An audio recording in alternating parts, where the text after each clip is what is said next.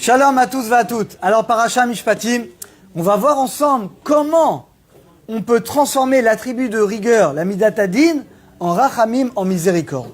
Le cours, il est dédié pour la réussite matérielle et spirituelle de Sacha et de Ruben Cohen, Bezrat Hashem. Alors, vous savez, le Targum Onkelos, quand il traduit « Ele Mishpatim, voici les lois », il dit le Targum Vele Denaya, voici le din, l'attribut de rigueur. Et de là, il dit le Baal Shem Tov, le travail essentiel d'un juif sur terre, c'est quoi? Écoutez bien, c'est d'adoucir la Midat Hadin. Sakachem, il a créé le monde avec le din, l'attribut de rigueur, et le rachamim. Et bien, le but d'un juif, c'est d'adoucir finalement, d'adoucir cette rigueur. Alors, je donne des exemples. Par exemple, nega. Nega, c'est une plaie. Et bien, si vous mettez le aïn au début, ça donne oneg. C'est les mêmes lettres. Pareil, pécha. Pécha, c'est une fausse. Tu mets le shin au début, ça fait shefa, l'abondance. Donc, en fait, le travail d'un juif, c'est de transformer le mal en bien, la rigueur en miséricorde. Comment? Alors, les amis, on va avoir deux solutions extraordinaires. Deux solutions pour qu'on puisse le faire de manière concrète tous les jours dans nos vies. Première solution, c'est d'étudier la Torah la nuit. Vous savez que le jour, c'est le chesed. La nuit, c'est Midat Hadin, c'est l'attribut de rigueur. C'est la raison pour laquelle on ne doit pas étudier la Torah écrite la nuit. Parce que la Torah écrite, c'est le chesed, et la nuit, c'est Midat Hadin. Mais d'étudier la Torah orale la nuit, alors ça, c'est extraordinaire. Vous savez pourquoi? Parce que la Torah, c'est la lumière. C'est écrit Ner Mitzvah, Vetorah Or. Donc la Torah, c'est la lumière. C'est le chesed. Donc quand, pendant la nuit, c'est un temps de rigueur. Toi, tu vas étudier la Torah orale, la Lacha, le Shulchan Aruch, la Mishnah, la Gemara. Eh bien, tu vas adoucir finalement l'attribut de rigueur. Et ça, les amis, c'est un cadeau extraordinaire. Maintenant, la nuit, je ne vous ai pas dit de vous lever à 2h du matin. La nuit, en ce moment, 5h30, c'est la nuit. C'est qu'après l'heure de la sortie de Shabbat, c'est la nuit, c'est l'attribut de rigueur.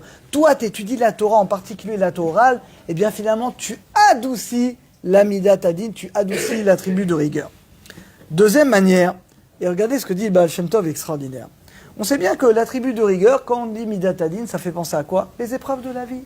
Les épreuves qu'Hachem envoie à chacun d'entre nous, au clan d'Israël, le monde entier, eh bien ça vient de Midat Hadin, d'attribut de rigueur. Mais dit le Baal Shem Tov, un juif, il doit savoir, Ilan, que même l'attribut de rigueur, il vient d'où? Il vient de Midat HaRachamim, de l'attribut de Chesed. Comme un enfant. Des fois, tu as un enfant, bah, tu dois le punir pour le remettre dans le droit chemin. C'est de l'amour. Et bah pareil, vous savez que c'est un pasouk. C'est un pasouk, la Torah dit de même qu'un homme, il punit son enfant pour le remettre dans le bon chemin, de même Hachem, il nous punit. Donc on doit savoir, les amis, que la punition, on ne doit pas voir ça comme des chrétiens. Ah, Dieu, il est là, t'as fait une avéra, et il va te punir, il prend son fusil là. Non, chas shalom. Hachem, c'est notre Père, il nous aime. Mais quand on fait des erreurs, bah de même que toi, tu redresses tes enfants, tu as besoin pour qu'ils aillent dans le droit chemin. Hachem, il nous aime. Donc il va des fois nous envoyer des épreuves. Le but, c'est uniquement de nous rêver qu'on fasse tchouva, qu'on s'arrange et qu'on revienne vers lui. Donc en réalité, l'épreuve qu'Hachem nous envoie, c'est un acte d'amour. Comme toi avec tes enfants. Il y a un Tana qui va représenter ça, que vous connaissez tous. Comment s'appelait le maître de Rabbi Akiva? Ish Gamzu, c'est bizarre comme nom. Normalement, un maître, on l'appelle Rabbi, on ne l'appelle pas Rabbi. Ish Gamzu. L'homme, ça aussi. Pourquoi? Parce que chaque chose qui lui arrivait, il disait Gamzu Letova. Il dit le Rashmonovitz, le fait qu'on ne l'appelait pas Rabbi. Moi, je dis, c'est honteux. Un grand Rabbi comme ça, le maître de Rabbi Akiva, tu l'appelles même pas Rabbi. De là, on apprend que Ish Gamzu, c'est plus grand que Rabbi. Le fait qu'on l'appelait chaque chose qui lui arrive, Gamzu Letova, ça aussi c'est pour le bien. Et bien ça, c'est encore plus, un niveau encore plus élevé que Rabbi.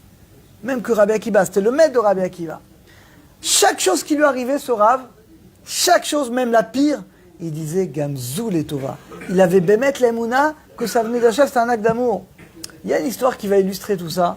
Vous savez, quand les Romains faisaient des décrets, on ne pouvait pas étudier la Torah, on ne pouvait pas faire Brit Mila. Et les Juifs, qu'est-ce qu'ils faisaient? Ils se réunissaient, ils ramassaient de l'argent, et on offrait au César. Maintenant, va ramasser de l'argent jusqu'à Rome, c'est dangereux, il y a des brigands. Qui on va envoyer? Ils ont dit les sages, on va envoyer Ish Gamzu, ce Rav-là, parce qu'il a l'habitude d'avoir plein de miracles dans sa vie.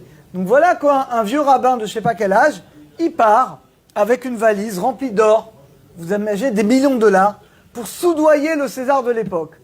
Et des semaines de voyage, il arrive dans une auberge. Et là, le mec d'auberge dit, tiens, rabbin, tiens, c'est bizarre. C'est quoi cette valise? Et lui dit, c'est un cadeau pour l'empereur.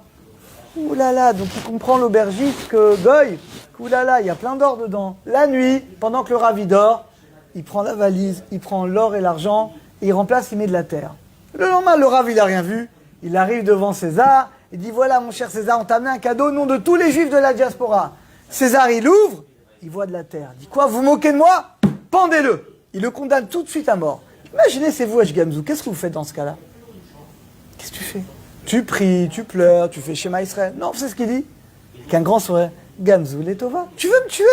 Il n'y a pas de problème. Tout ce que fait Hachem, c'est pour le bien. Si Hachem, il a décidé que je dois mourir, eh bien, je meurs, je suis content de mourir. Et là, Hachem, qu'est-ce qu'il va faire? Il y a un des conseillers, Elionavi va venir dans le corps de un des conseillers du roi. Il dit, mais César, tu sais, leur ancêtre Abraham, il avait une terre magique. C'est avec cette terre qu'Abraham, il a fait la guerre contre les 4 rois. Il lançait la terre, ça se transforme en javelot, en flèche. Peut-être c'est cette terre-là, on va essayer. Et il y avait un village de Gaulois, avec Astérix là-bas, que les Romains n'arrivaient pas à prendre pendant des dizaines d'années. Ils ont essayé, ils ont jeté cette terre, et effectivement, ils ont tué tout le monde. Alors il était tellement heureux, César, il a dit à Gamzou, rentre dans mes trésors, prends tout ce que tu veux et tu rentres. Il a pris les trésors, il est rentré, et il s'arrête où? À la même auberge. Et là, l'aubergiste, il dit, mais qui t'a donné tout ça? C'est l'empereur pour me remercier du cadeau que je lui ai fait. Quoi? C'était la terre de mon jardin. Alors voilà le goy, il amène un camion avec toute la terre de son jardin. Et César a dit, c'est quoi ça? Il dit, c'est moi qui ai la terre que le juif t'a emmenée, c'est mon jardin. Ah bon, on va essayer. Il essaye la terre, évidemment, il n'y a rien. Et ils vont tuer, évidemment, l'aubergiste. Lui et sa famille vont le tuer. Donc on voit, les amis, de cette histoire. Regardez la Emouna, il dit le Baal Shem Tov, tu veux adoucir la Midat Hadin, tu veux transformer le mal en bien. Il faut juste remercier Akadosh Baruch Hu. C'est qu'on doit avoir la Emouna, même comme on ne comprend pas. Regardez une période très dure qu'on vit, la pandémie.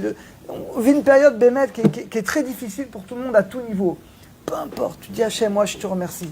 Ce que tu fais, c'est pour le bien. Il y a des choses que je comprends, il y a des choses que je ne comprends pas. Je m'en fiche. Moi, j'ai l'Emouna. Tout ce que tu fais, Hachem, Kol et Tova, c'est les Tova. Et c'est Nalacha du Shulchan Aruch, ce que je vous dis. C'est pas une mida des tzadikim. Shulchan Aruch, il dit qu'Hachem, de la même manière qu'un homme doit remercier pour le bien, il doit remercier pour le mal. Donc c'est Nalacha du Shulchan Aruch.